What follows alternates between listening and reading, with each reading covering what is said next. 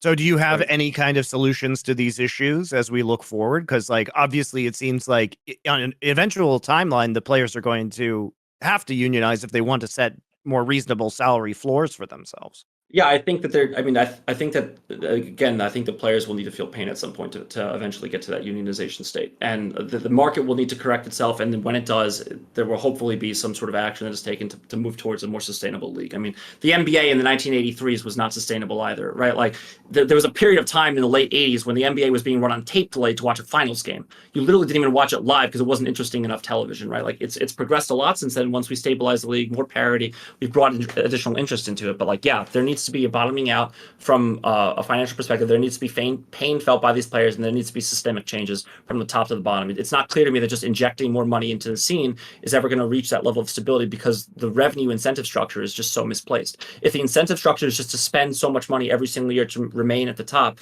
then people are going to routinely claw to be at the top. It just makes sense that way. So you need to have some sort of mechanism to prevent that kind of thing. And by the way, I would note that in sorry, go ahead. I don't. No, go on. I was just going to say, like, you look at other sports leagues, like, again, I don't watch football, soccer, but I have had to read a little bit about it just to kind of, understand what I'm talking about when I'm trying to structure these leagues, because it is something that I have had a role in doing. Like, what you do have is you have systems where the top teams win a lot of the times, and there's not much parity across that. Like I think Bundesliga has had 5 championships won by the same team since like the 1980s, something like La Liga, even less. I think it's 4. So like it doesn't work. And I don't want to say it doesn't work. The models work for some of the teams, but like if you're trying to make a more expansive team with parity, this is kind of how you would have to do it. Systemic change. And I think that these soccer teams are kind of realizing that now too, by the way. Well, the thing is, the bottom ones are the reason why there's the reason why Philip Aram using the soccer one was a terrible example is because one of the reasons why the biggest teams in Spain, Italy, etc. Here's a detail you probably don't know. I bet Monty doesn't know this. It's not a diss to him, it's about European soccer. Monty, do you know the guy who just died, the former prime minister or president of Italy, Berlusconi, just died, very famous guy. Simultaneously to being the president or whatever, he also was like the chairman of AC Milan, one of the biggest clubs in all of Italian football. Can you imagine the level of corruption that could have been going on behind the scenes? I mean, he was kind of famously corrupt, though. So I mean, that's the point I'm making is that's one of the reasons why these big dogs never get taken down. In Italy, I remember in Spain, there was once a story where Real Madrid, because these teams were all going mega into debt to buy all these superstars every season. Like, I think the government of Madrid just agreed to buy the old ground of Real Madrid, which wouldn't even have much benefit to them. It's just an old ground, and then just gave it back to them for free. So what you had is literal government corruption prop up the giant teams. And the reason why is because in the short term, they bring all the tourism. They bring all the people from the city.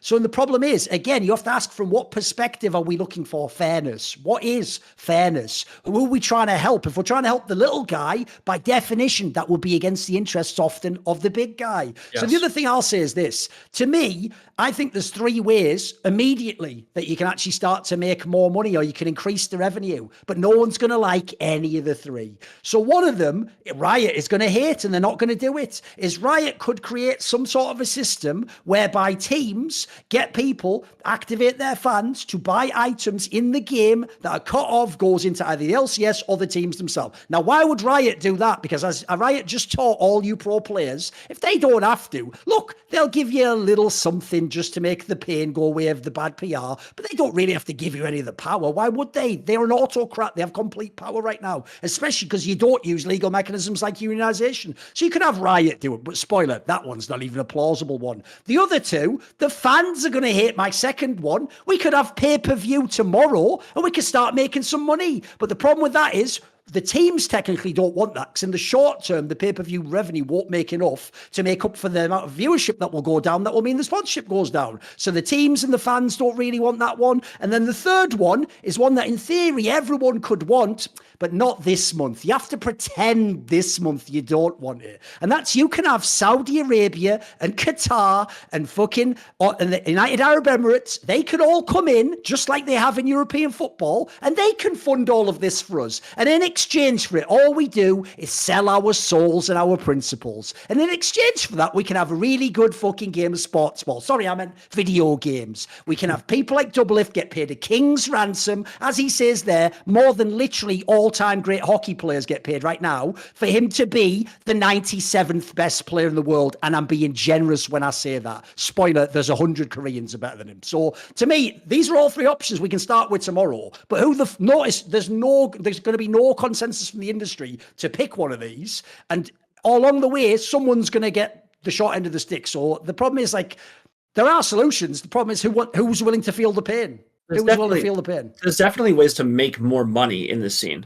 And I think that, to your point, Thorin, like, I think that it's a great point. Like, we could share in additional digital items, right? Like, I think Riot actually in its interview, I can't remember who they did this with, but they basically talked about, the fact that their top sellers are World Championship skins, and that's some of the biggest digital items that they sell. They could obviously go ahead and do that, for other digital items. But Harris, they don't get 100% of that money. Well, yes, if it's specifically rated for the LCS, that's correct. And it would, in theory, it would dilute their other earnings, right? Because if people are spending on that, then they're not going to spend on other things. They might not have an incentive for that rev share. Yeah, they would be losing money because they don't get 100% of the revenue of the thing that they are making. Right, and Riot has revealed that there's a split of 50%, and so that's not that's public information at this point. So, like, I think that I can say that, but. You can. That's public. Yeah, but I would know that obviously it's dilutive. It has a dilutive effect in the event that they basically go ahead and share that revenue, because then there's the money that you as a consumer are going to spend. You're not going to spend that on a different item that they have 100% of the revenue on. So they might be incentivized to go into it's a math equation for these people, right? But I would also note that even if you are injecting more money into the scene, as Thorin notes, it's not there's winners and losers. It's not clear to me that with the additional infusion of that money, that it doesn't all just pool at the top, or it doesn't pool for the most popular team at the time, and it's not great for the low teams that have low viewership, that don't have those fan bases, right? And there is no kind of revenue sharing structure amongst these teams right now. So it's certainly possible that there will be teams that win more and teams that win less. Or if there is a revenue sharing structure, like, it's also not clear to me that there wouldn't just continue to be more grabbing for those top players. Like, you still want to spend that money. That incentive structure still exists, where you're still going to want to spend for that top player to make your team more popular. So without some sort of mechanism coming down from the top, and this has been experienced in professional sports, even when the NFL is drawing in massive amounts of money, they still have a salary cap. I think it's like 48% right now is what the players make in the NFL. They still have a salary cap because they want to have that mechanism coming from the top to limit their own incentives to spend, because the incentive to spend will always exist. And that is why these professional sports leagues in North America have almost unilaterally, with the exception of the MLB, which has a soft salary cap, they've all adopted in some form or another this kind of a cap. Also, by the way, you have to remember, think of owners in a lot of the sports. A lot of the American sports are billionaire owners who buy it as a plaything. They buy the team to win the league because, lol, my friend has a team, I want to beat his team. Or I just think it would be cool to be an NBA champion. That guy doesn't want salary caps where it's like, oh, wait a minute, he maybe does in the short term because he doesn't have to pay a superstar in the NBA when it's developed now. But in the old days, he might not want it, because then it's like, what, the parity? So I actually have to be really good at GMing and scouting and coaching. Like, fuck, I just wanted to spend money. I wanted to buy a championship. Like, that's the reason why, again, there's always going to be different interests in these leagues. And just as you said, Thorin, like in the 1980s with the NBAPA, you actually had the NBA negotiations. You actually had something called the Larry Bird exception, which is you could spend above the salary cap if you want to retain one of your players, because the Boston Celtics wanted to retain Larry Bird, right? So, like, you actually have all these exceptions that get built in to kind of moderate that interest, which is a super interesting thing. But no, I do think that is something that would be beneficial to the league in the long run. And I think that is something that we kind of need to get to. And that's been my personal point of advocacy for quite some time on this topic. And that's all I would say. Well, I mean, this all sounds like, based on what we've seen, nothing is going to improve in the short term. And that basically, like, we're going to be looking towards probably next year at the very earliest for any of these things to substantively change. And that, the LCS is probably going to get worse in terms of performance, viewership, payment, revenue, everything, before it can actually settle into a place where it might have a shot.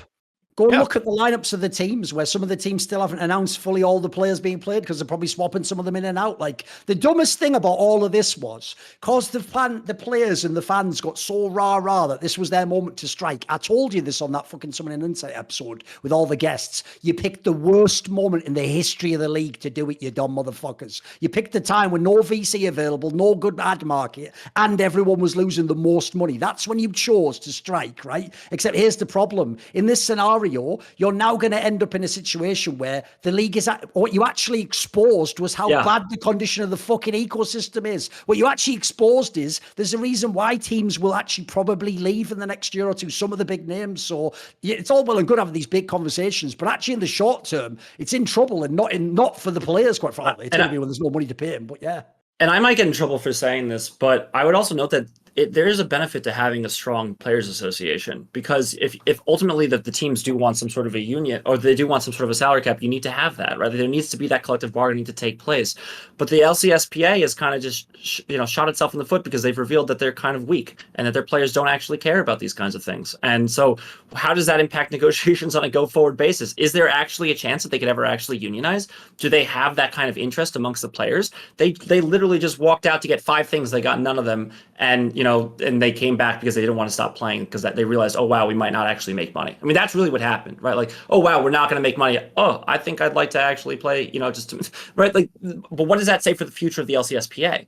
And that's actually a bad thing. Like, the LCSPA needs to be strong in the future if we're ever actually going to get to a place of substantive strength for my partner, Bryce, he wrote a paper on this once. He basically said that the future of collective bargaining will look like the players and the teams kind of coming together to negotiate against Riot, and they will, against the game developer. That kind of thing actually, I do agree that needs to happen in some sense, but it can't happen with an LCSPA that's walking out because the NACL is no longer in existence because there wasn't financial reasons to have it in existence, and that they're still making a ton of money without real incentive to strike. Like, it was a complete waste of time. They picked. I think they picked the wrong moment to die on a hill. The reason why that was so dumb to me is this, Harris. Right? If it was actually a thing where you had a job and you were being fucked over and exploited, you, the academy player, would be doing a walkout to change conditions. The pro players in the LCS did a walkout, not for their job, for their pal who plays in the Academy League. What? Like, that never even made any sense to me. Like, I never even understood from the first place, not least because it was never sustainable. And the joke is, the worst thing as well was people like Double F admitting that it's not sustainable and they shouldn't get paid that much, and it never made any sense. Like, so what was it all for? I'll tell you what it was all for. The dog shit, dog poet society moment where Philip Aran got them all to stand on a desk, but he still got fired. But in real life, he didn't get fired yet. Yeah, I want to comment on Phil. I think, we obviously have a good working relationship and we need to maintain that. But I think that, like, what I would just say is that I do strongly believe that the LCSPA needs to be a strong bargaining unit in the future. And I worry that right now it is not going to be capable of doing that because of the kind of weakness that might have just been exposed. And so that is actually a concern of mine. And I disagree with that because the weakness exists whether you expose it or not, and I would contest that the weakness is very evident even without them walking out. Like, we know who has the power and the control in the situation. We know that the players have been the major beneficiaries as far as we can tell, because again, we can't know how much Riot's benefited because we don't know those numbers. But I think proportionally, the players have been the biggest beneficiaries. If I had to guess, Monty, this is a pure guess. I haven't asked pro players this. I think the players have actually ensured they won't ever do this again. Yeah, that's what I'm saying. They themselves, Monty, didn't know the numbers I revealed. They didn't know how much was being lost. They all stupidly didn't even factor in things like housing costs and all the other things. Like, remember, they have all these extra things that normally contractors don't even get. Like, so to me, I actually think pro players now realized, holy shit, I didn't realize the league was that big a trouble. What do you mean the teams might leave? I think now they've actually undercut essentially the one thing they had, which was essentially like solidarity and confidence in each other. Like, we can join together and fight for it. I think they realized, holy shit, wait a minute, I tried that with the academy. Fuck, I'm not doing it with my job. Like, I think a lot of pro players, because like I said earlier, they're not going to have a 20-year career. They're probably going to play 3 or 4 years unless they're an extremely rare individual. So their point now is, maybe I should shut up and play for 3 years. That's almost the vibe I get. Yeah. Like, by the way, where's there any players saying anything? Am I missing something? It was already done. The historic thing happened, Monty. Where are all the players on Twitter? Where are all those guys? Where's Vulcan? Where's Doublelift? Where's fucking all of them? Where are they all on Twitter? Historic victory. We've gotten this. It shows up. They haven't said a fucking peep. None of them have said anything. They're not doing interviews. They're not doing talk shows. Essentially, to me, they have realized how badly misaligned their perception of the ecosystem was to what they thought was going on. Because I can tell you in Counter-Strike, it's the same thing. You know this from Flashpoint. Pro players in Counter-Strike also play for teams that, aside from the rare team like ENCE, loses money to pay them enormous salaries. And dude, they talk behind the scenes like they're getting fucked. Like, no, I should be on twice as much. You know, my team's making all this money from sponsors and that. I'm like, when you say make money, you do know they don't make profit, right? They're making the money, paying it to you, and losing money and taking more VC. I saw fans that kept saying stuff like, so wait a minute, so the VC was just free money coming in and now the free money tap's turned off. VC is them buying equity in your fucking company, you cretin. You've actually bargained away the future of your company and potential profits and ownership in order to get money today. It wasn't free money. If you think it is free money, you have a fucking free space between your ears. Like, you're not even qualified to have an opinion about this topic. Like, that's another thing that I find sick, where people are talking about how greedy these LCS owners are. You mean the LCS owners that have leveraged all the equity out of their company to provide you with Korean imports so you can have a chance to come top 8 at Worlds? My, how fucking greedy they are. You know, if there's a world where if they cynically just spent as little as possible and when before LCS min-maxed on the contract as much as they could and just put out like the 4th best team but using the best GM, they could actually have made money at this point in time. In some ways, they paid for us all to have this show, and then we all turn around and spit in their face and go, just make more money, bro. Just stop spending money, bro. Just fucking unionize and have a salary cut, bro. Like, no one knows what the fuck they're talking about. The reason I know I don't is because when I look into these areas, like everything, as the fucking bonfire of knowledge grows, the darkness of ignorance is further revealed. The more you get to know about any of these fields, the more you should know. You know less and less and less. There's so much to know that you need experts in each of these areas, and we aren't the experts. I only know the little things I've been able to find and the things I was able to cross-reference. I wouldn't pretend to know how you could fix the whole ecosystem. Even, by the way, what a naive, like, fucking wearing a beret first year of uni idea that is. Like, oh, maybe just fix the whole ecosystem, bro. Like, what are you talking about? It's an ecosystem, a giant diverse thing with a million different factors going in and all concepts going. You can't even conceive of the ecosystem, never mind fix it. You're not going to come down like God and just, oh, the lightning bolt, I fixed it all now, mate. It's such a complicated area. So if you ever have a super easy answer, spoiler, you're the super simple one, not the fucking answer. Yeah, I mean, sorry. I mean, it's also an ecosystem where nobody knows all of the inputs except for the publishers. Like, we're all, the thing is that 99% of the people who exist in this esports world are not aware of the true revenues that it generates. It is a very few people within the publishers who have the complete set of information. Oh, and by the way, Monty, I'll tell you who didn't want all that information to come out that I revealed in my video, you dumb motherfuckers. You know, all the players are like, lol, the teams are loving that you revealed that. The teams don't want any investor to ever watch my video, you dumb fucks. Who's going to invest after you find out that you're just a losing venture and that there's no way out and no mechanisms right now to get the money back and that you're just going to essentially be bleeding money? And right now, there is no path to the future where we all make the billions like the sports leagues. There's none. We're just heading over a fucking cliff and we're just praying that before we reach the end of the cliff, someone quickly builds a bridge like that, step by step, like a cartoon, and we make it over the other side. And when we get to the other side, magically, question mark, we're the NFL. Congrats, everyone's making billions and your franchise is worth $20 billion. Like, this is such a naive thing. So actually, what people don't know is the only reason this misperception was allowed to exist about who was making the money and who was greedy is because it actually didn't benefit teams to basically brag. You know, we're just spending loads of money and we're not making much back. That's a terrible fucking business pitch. People don't want to hear that. That's why when you go, I can tell you, I've been in these meetings. When you go into these meetings,